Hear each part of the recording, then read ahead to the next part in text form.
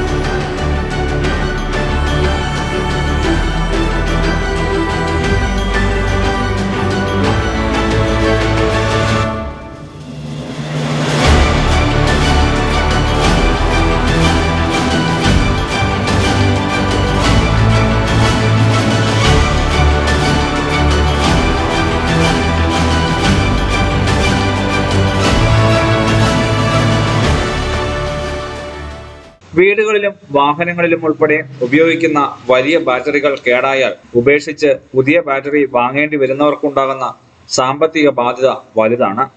ഇത്തരം ഘട്ടത്തിലാണ് 2015 പൂനെ ആസ്ഥാനമായി പ്രവർത്തിക്കുന്ന BRG കമ്പനി AI സാങ്കേതിക വിദ്യയുടെ സാധ്യതയുമായി ബാറ്ററികളുടെ ഡോക്ടറായി രംഗത്ത് എത്തിയിരിക്കുന്നത്.